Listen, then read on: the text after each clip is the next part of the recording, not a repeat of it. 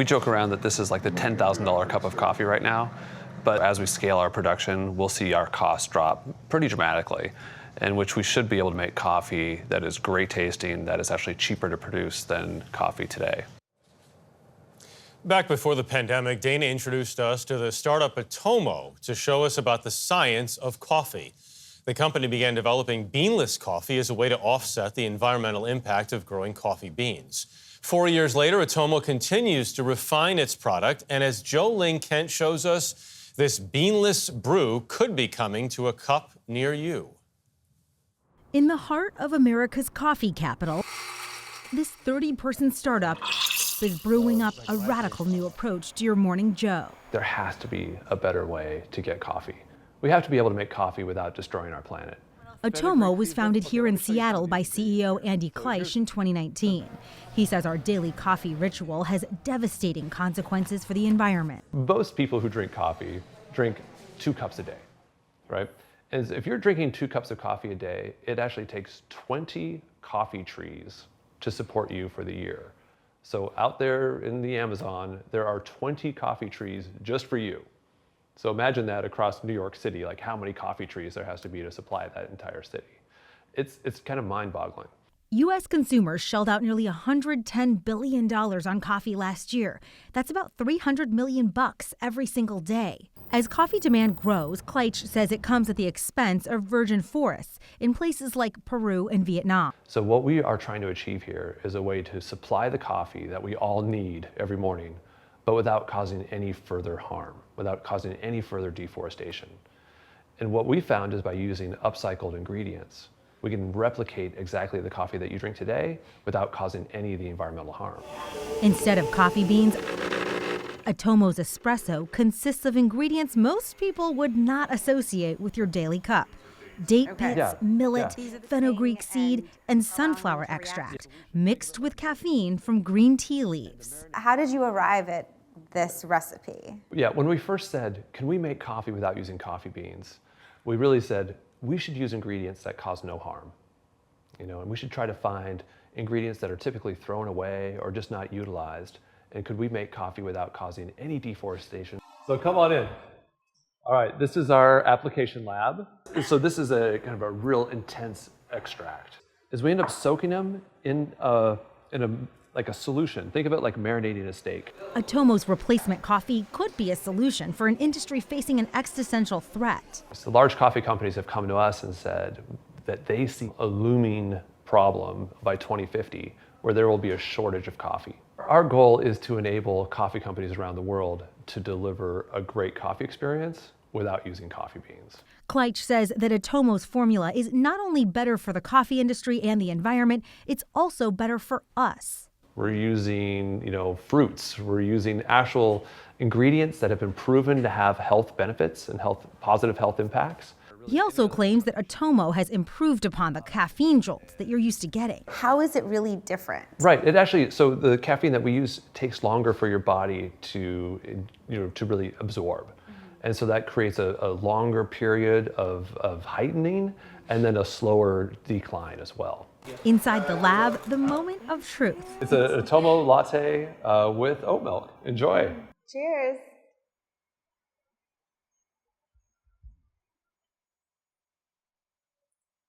It tastes like coffee. Yeah, it's like a nice, nutty, creamy flavor. But how does Atomo measure up against Seattle's finest?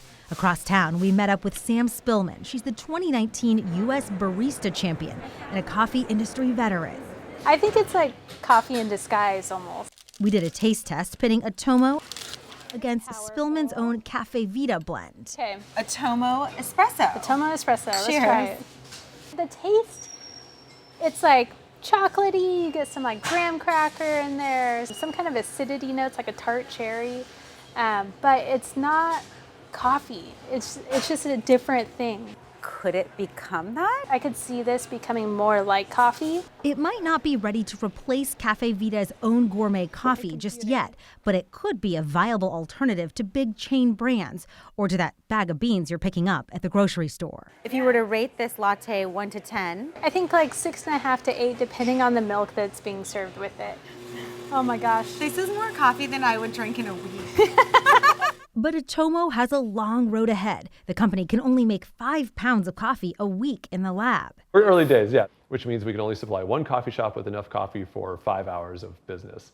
But thanks to $40 million of venture capital funding and a new factory, which they're going to call the Roastery, they're poised to significantly ramp up production. By April of next year, we'll be able to provide thousands of coffee shops with enough coffee for every day. And then about 2 years after that, we should be able to supply 1 billion cups of coffee. Those billion cups representing untold acres of forests that would otherwise be chopped down for our morning coffee fix. And according to Kleitsch, that's the real win. So for us to be successful, we have to make a difference in the world. That's my goal. Atomo is on a path to disruption, and if the company can scale up, it has grounds for real success. For CBS Saturday Morning, I'm Jolene Kent in Seattle. So in 4 years since we had gone there, they've gone from just cold brew to now having this. Nice. And I think the interesting thing is coffee is a taste thing. So it may not taste like the coffee you know, but that may bring in people that didn't like the way we know coffee nowadays, too. Maybe you could put Atomo in one of the 4 mugs every day. With that added caffeine. There's a wide selection of different beverages. Yeah, well, I hope that maybe it can be a switch out. Some of the ingredients that they use will help to sustain some of the farms that do produce coffee because they really rely on it. Yeah, all good, all good. Well, you've most likely heard the term overstock when it comes to inventory, but there's also what's known as dead stock. Now, that can be anything from unsold products to the raw materials used to create them. It happens in all manufacturing streams, but the fashion industry is one of the largest contributors to this problem. So we got a first-hand look at the issue throughout one of the fashion capitals of the world. We're on 7th Avenue in Midtown, Manhattan's garment district. Initially, this was the epicenter for a lot of fabric. Courier Lawrence Murphy's route includes pickups at some of the most esteemed fashion houses in the world. One location had garments for over 40 years. Today, we're stopping by Carolina Herrera's workshop. Inside, fabric is cut into patterns, sewed, and carefully pinned into place in preparation for their New York Fashion Week Spring 2025 runway show. But we're not just here for the latest collection, we're here for the scraps. The fabric that doesn't make the final cut here gets placed inside these reusable bags and delivered to a warehouse space inside the Brooklyn Army Terminal. Ultimately making their way to the nonprofit Fab Scrap. Fab Scrap's mission is to eliminate textile waste from the pre-consumer waste stream, which means the textile waste that businesses are creating. Jessica Schreiber co-founded the nonprofit in 2016 along with Camille Tagle. Tagle used to work as a fashion designer. She left looking for a solution to the amount of waste created during the design process. Schreiber started as an intern at New York City's Department of Sanitation. So this is our public warehouse. Eventually, as head of the clothing recycling program, she noticed a need when it came to recycling textiles from businesses. Is there not a mechanism officially in place or infrastructure in place to recycle these unused materials? I was surprised too when I started to look into this problem. There hasn't really been a good collection or recycling infrastructure in place for all of these companies until we started. They're tackling an issue known as dead stock. The term has yet to be officially defined, but is understood as inventory that's unlikely to sell. Dead stock can also be unfinished goods and even raw materials. About 12% of all of the fabric created worldwide gets wasted in the design process. It's over 2 billion pounds a year that is wasted before clothing's even made, before clothing even hits stores and our closets. Each year, Fab Scrap collects hundreds of thousands of pounds of dead stock throughout New York City, from brands such as Coach, Marc Jacobs, and J. Crew. Volunteers hand sort the ever-growing mounds of fabric swatches, zippers, buttons, and more. Some of that is donated to local nonprofits, while other material is shredded. It becomes insulation, carpet padding, mattress stuffing. It's used quite a bit in the automotive industry to line the inside of cars. While other material goes to Fab Scrap's in-house store, where individuals can buy it at a steep discount. We are very, very close to hitting our 2 millionth pound saved from landfill, but it's really a drop in the bucket of the global textile waste problem, even the global pre-consumer textile waste problem. A problem that is indeed royally outsized. So you are Queen of Raw? I am indeed the Queen of Raw. Stephanie Benedetto is a lawyer turned deadstock data cruncher. Her textile career began at New York City's Fashion Institute of Technology. Stephanie, you used to sell small batches of deadstock here? We did. That was the original inspiration for Queen of Raw, giving everyone access to these materials. Her company, Queen of Raw, tracks deadstock all over the world and finds buyers for it. Why do you think this wasn't tackled before? Because this was not the focus of the business. Dealing with the excess, the unused, everything up and down the supply chain that didn't get to that end consumer, not their business, not their focus, someone else's problem. Until now. Now it's become everyone's problem. Out of the estimated 150 billion garments produced per year, up to 30% are never sold or worn, mostly ending up in landfills or incinerated. When we first started looking at this issue of deadstock, and it looked like around $120 billion a year, and then because of a number of factors like the pandemic, and also because of the rise of social media and everyone wanting instant fashion, that number has risen, and now at $1.77 trillion. That trillion-dollar price tag is not only a financial problem, but an environmental one as well.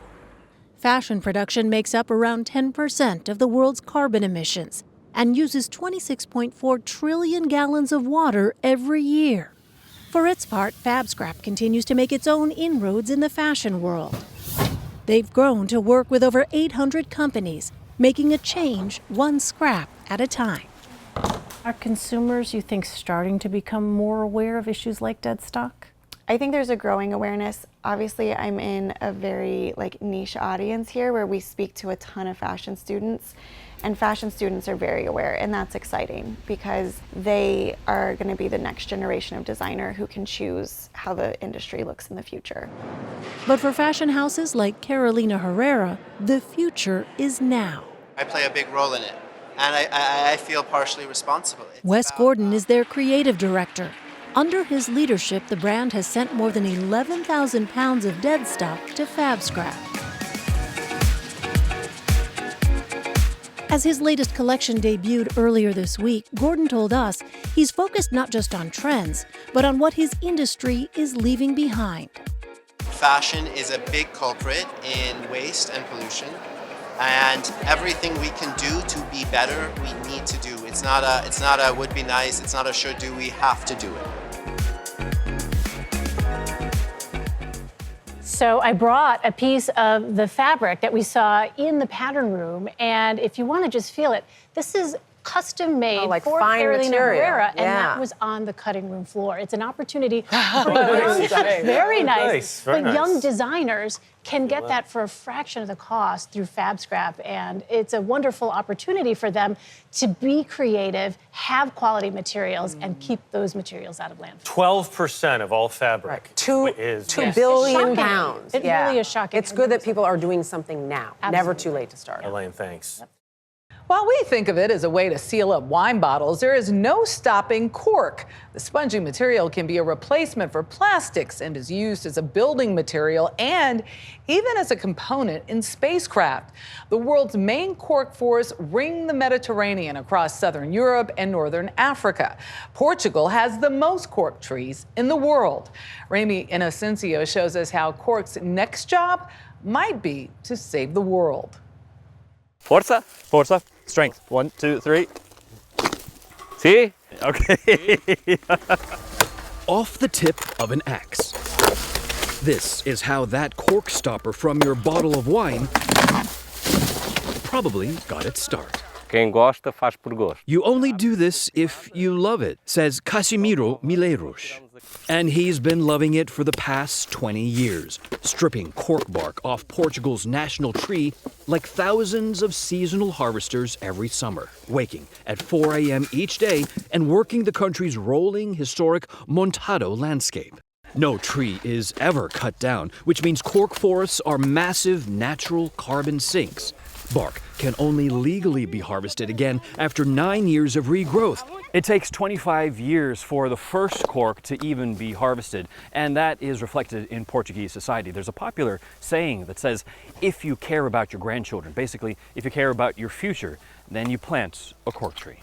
You have really the heart and soul of this business so far. Antonio Rios Amorim is CEO of the world's biggest maker of cork stoppers.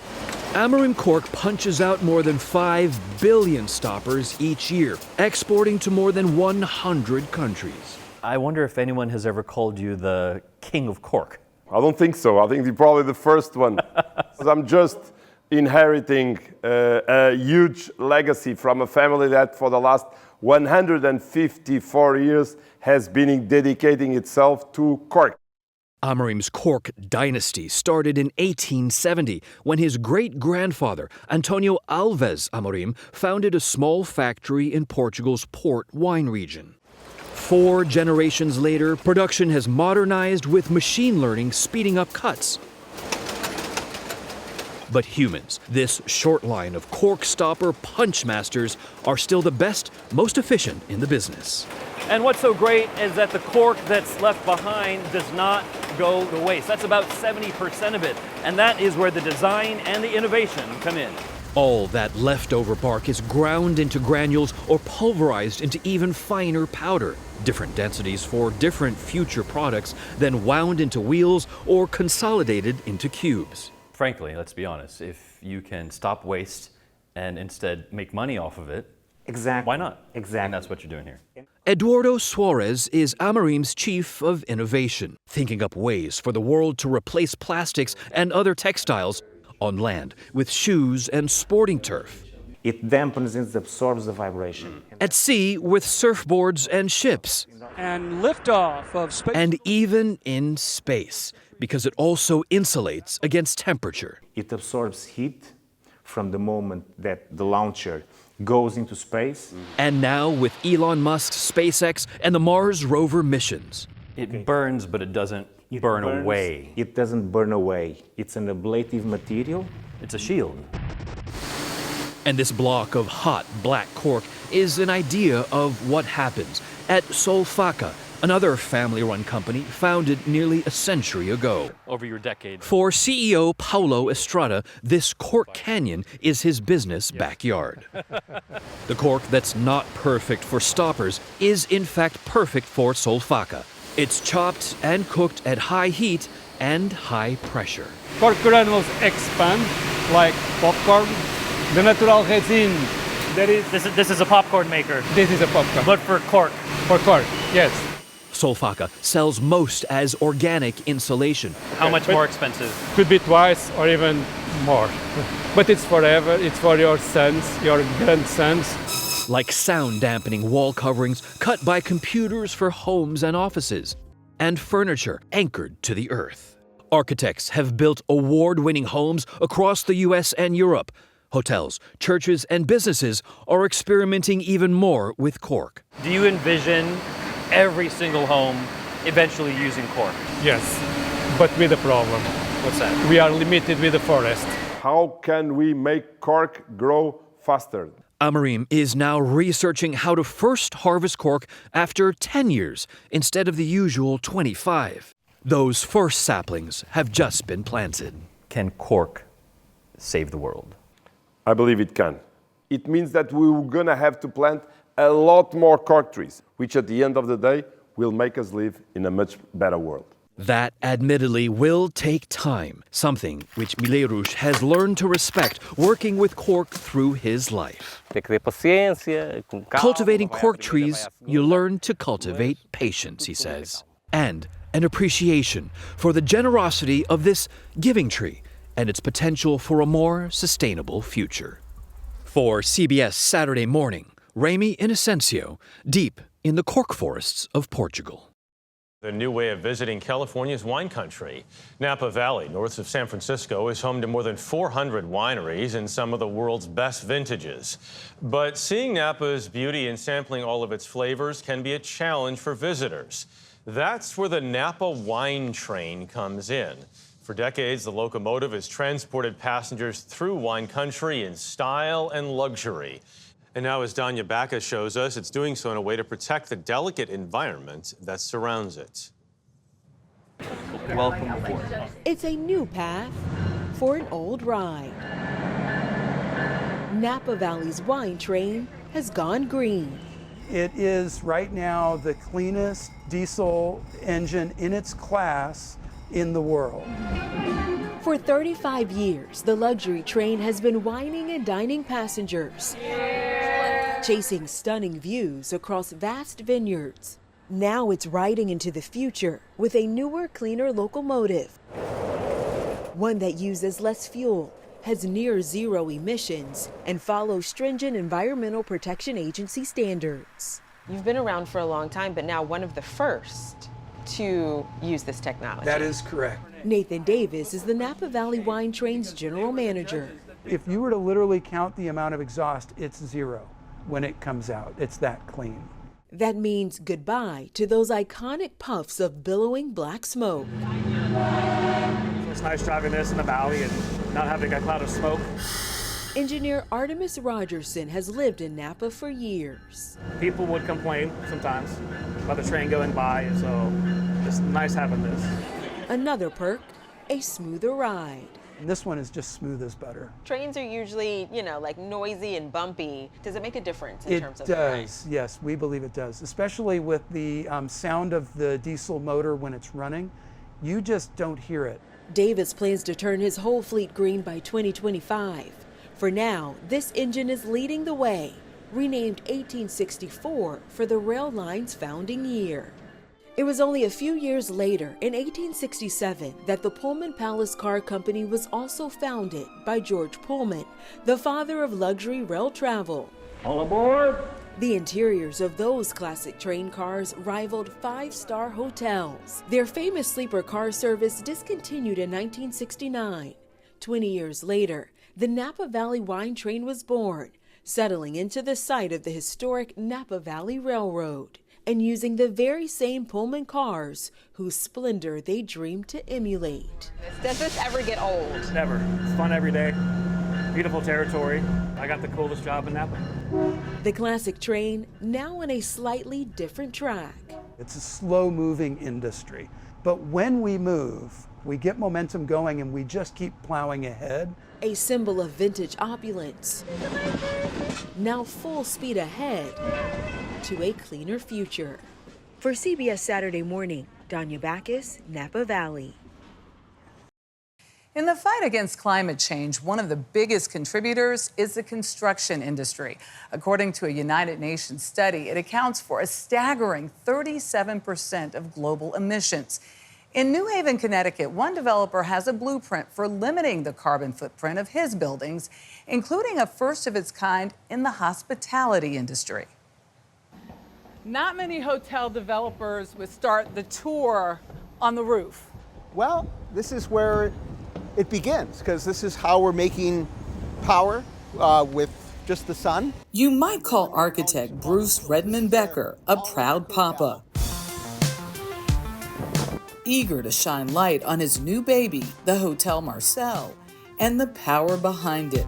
Well, you install them, and they make power for 25 years or more.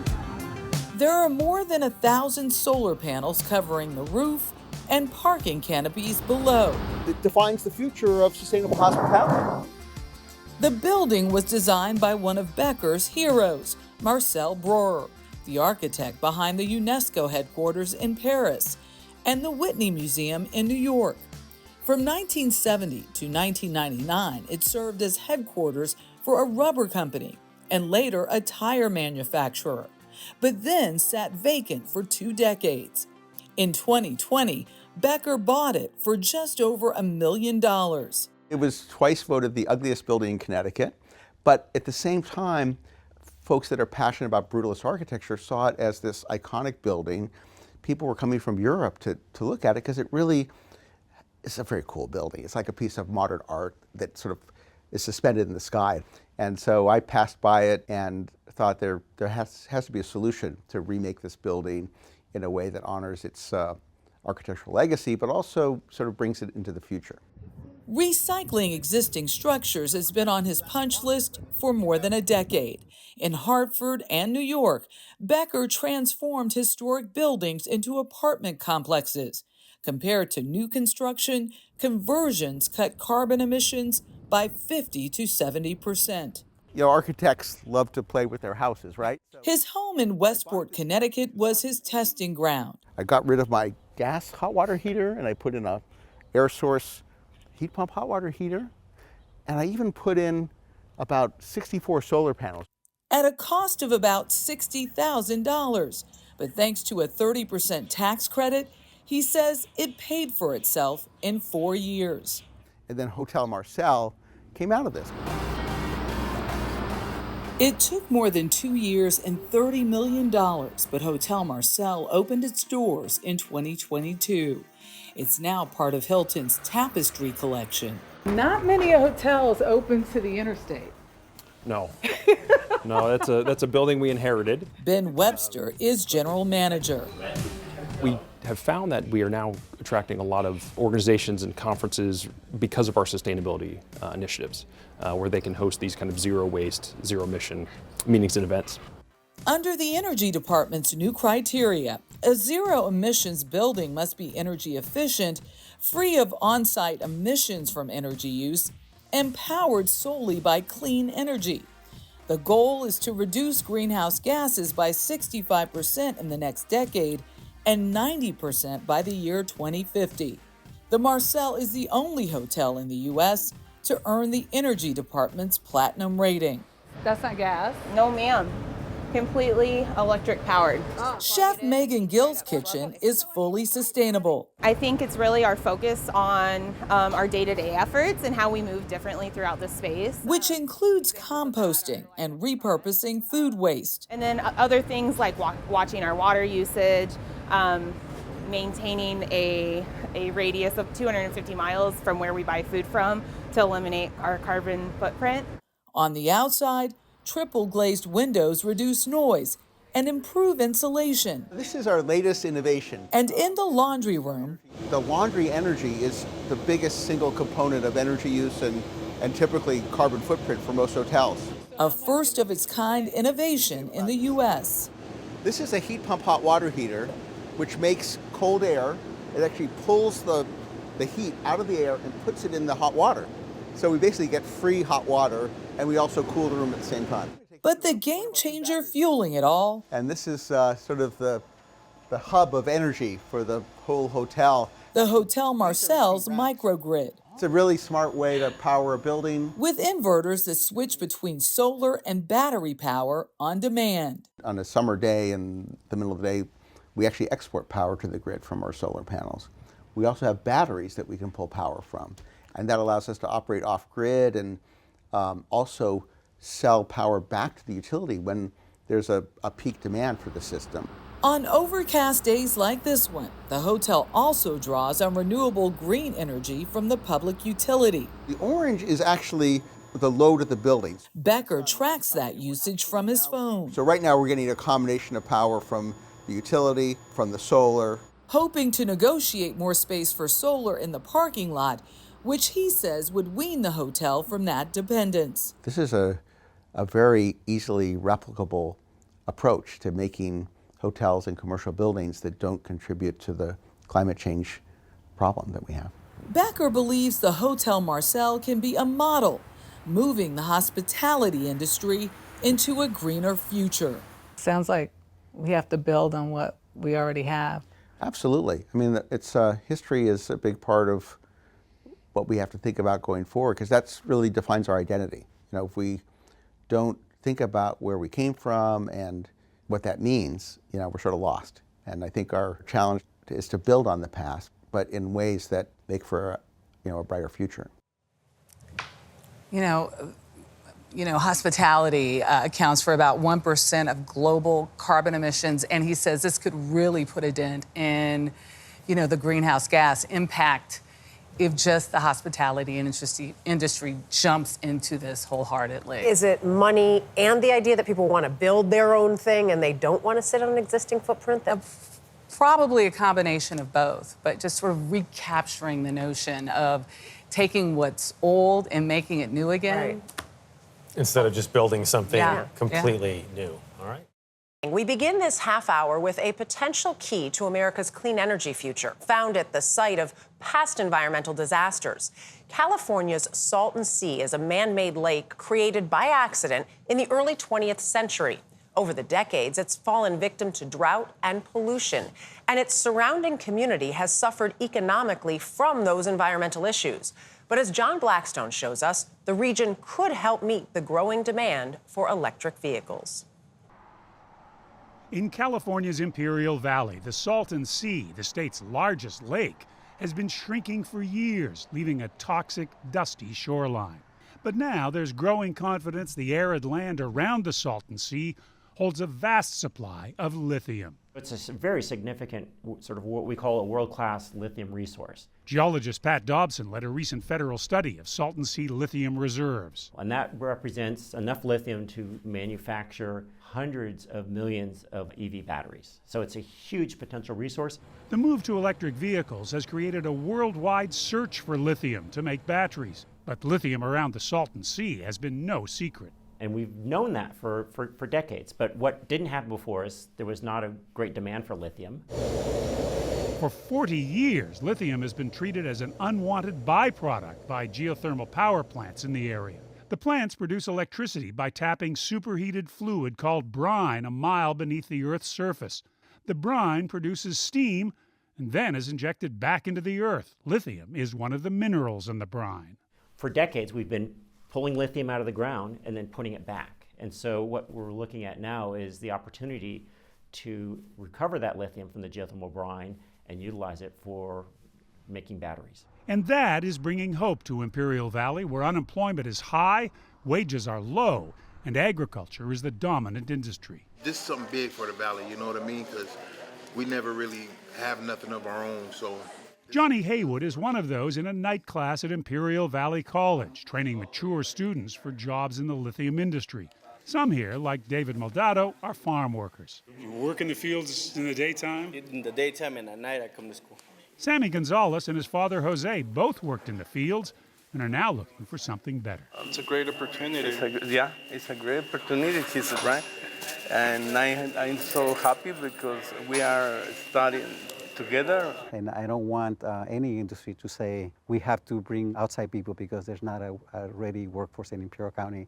Efren Silva, dean at Imperial Valley College, created the training program for lithium industry jobs. We hope and expect that there will be other industries joining the lithium industry, such as battery manufacturing. The Imperial Valley dreams of becoming Lithium Valley, but the Salton Sea is a reminder of lost opportunities here. If you go back to a map of California in 1880, there is no Salton Sea in the Salton Sea. The Salton Sea was an accident created in 1905 when a levee broke and water from the Colorado River poured into the valley. The lake brought new life to the desert. An idea that has intrigued and attracted and literally thrilled thousands upon thousands of men, women, and children. In the 1950s, it became a popular tourist destination. But that faded over the years as the lake became polluted with agricultural runoff and grew twice as salty as the Pacific Ocean. As a lake in the desert, the Salton Sea is important to wildlife, particularly birds on the Pacific Flyway, which is why in the 1990s the local congressman campaigned vigorously to save the Salton Sea. The congressman was Sonny Bono. Yes, that Sonny Bono. Sonny and Cher's popularity in the 1960s boosted Bono's political profile when he ran for Congress in 1994. His efforts helped prompt the Salton Sea Restoration Act, but the act didn't become law until months after Bono died in a skiing accident in 1998. Although the act directed the government to reclaim the Salton Sea, it has continued to shrink as water is diverted from the Imperial Valley to cities in the San Diego area. But now lithium could change everything. This is the magic? This is where the magic happens in terms of lithium extractions. David Deek is with Energy Source Minerals, one of the companies developing methods for collecting lithium from geothermal brine. So each of these columns will contain a sorbent that absorbs lithium into it. This demonstration unit is in a shipping container, But the company is planning a facility that will be the size of 1,000 shipping containers. So you're confident this is going to work 1,000 times bigger? Exactly. We're highly confident, yeah. So optimistically, the first commercially available lithium from your plant is at least 2 years away? I would say that, yes, yeah. If we close on financing and start construction immediately thereafter, we'll be in production and delivering to customers by 2026. In a region that has known plenty of hard times, there's a chance this time will be different. For CBS Saturday Morning, John Blackstone, Imperial Valley, California. There's a lot of activity at the Fertile Earth Worm Farm south of Miami. On this day, a delivery of food scraps from several South Florida kitchens. Peppers and bananas past their prime, but perfect for composting. That's the human activity, at least. The unseen work happens over at their partners, Lion Fruit Farms. What do we have in front of us here? Well, you'll see a lot of worms here. So we're very blessed to have a lot of worms, and these are all red wiggler worms. Peter Fideli has close to 1 million of them, which have nothing else to do but eat decomposing organic matter, make baby worms, and also castings, a fancy name for poop. And what we do is we take the worm casting to another level, and back there you'll see our brewers, and we'll create a vermicompost tea. And that tea will run it through our irrigation system, which is called fertigation. We actually fertilize the entire farm. And the food that would have ended up in a landfill ends up keeping this cycle going. That's important because food is the largest category of material in municipal landfills, according to the Environmental Protection Agency. In 2022, the heat-trapping methane gas emitted by rotting food was equivalent to the greenhouse gas emissions for 24 million gasoline-powered cars driven for 1 year. Back at Fertile Earth Worm Farm, Dr. Lynette Sobel is known as Miami's queen of composting. She and her staff process 2,500 tons of organic food matter a year. We do a bunch of restaurants like Pura Vida, Chipotle, Starbucks. We work with food distributors, hospitals, and so we collect their food scraps and then we bring it here and we turn it into soil. Since compost piles can still release methane gas if not done right, there's a science she painstakingly follows to prevent that. What she's also trying to do here is educate the younger generation. Like, we can't keep doing business as usual. Like, I have a kid and hopefully my kid will have kids. And it's like, what we do now affects them. So shouldn't we wake up and think about what we're doing and maybe try and do things better? The city of Plano, Texas is also trying to do things better. It has a composting program for both food and yard waste. For a one-time fee, residents can join and deliver scraps to collection sites around the city. Their landfill, shared with several cities in the region, accepts over 1 million tons of waste each year and composts about 50,000 tons each year. That nutrient-rich compost can then be sold back to residents. Since the program started, it's a little less than a year and a half, we've collected over 125,000 pounds of food scraps. Nicole Warhoftig is Plano's Sustainability and Environmental Education Manager.